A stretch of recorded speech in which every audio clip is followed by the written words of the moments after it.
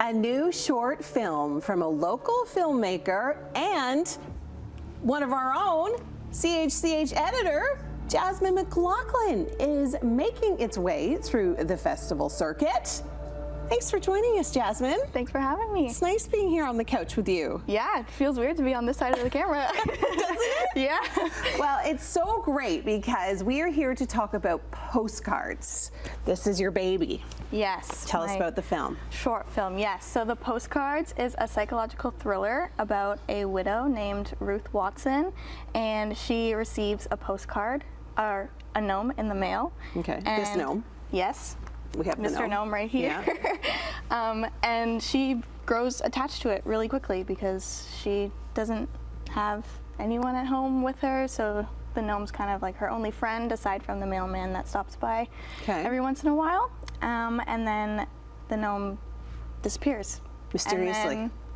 And then she starts receiving postcards in the mail from around the world. From the gnome?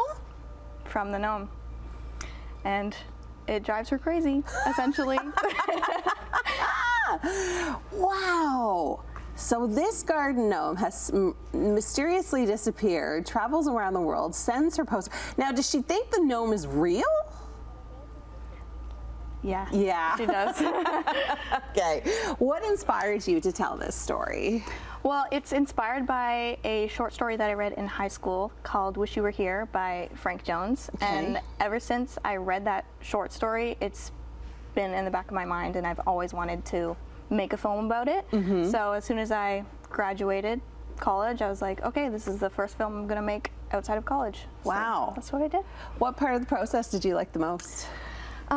Well, I love every part of the process. Just seeing from pre-production all the way to the final product is always satisfying, but editing is my favorite part for sure. Yeah. I've been editing since I was 12. I'm mostly self-taught, taught myself how to edit, and directing is a close second as well. I found that love for directing in college, and yeah. So it's kind of meant to be. Yeah. Did you have any of those, like, this isn't going to work moments? Like any kind of like, oh no, what have I done moments? Oh yeah, definitely, for sure.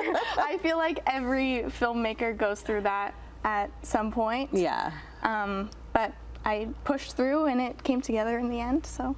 Anything that you learned, like did you learn any lessons while you were putting this together? Like when that being your first short film, I'm sure you learned a lot along the way, but is there anything that you're definitely gonna kind of take away from this experience?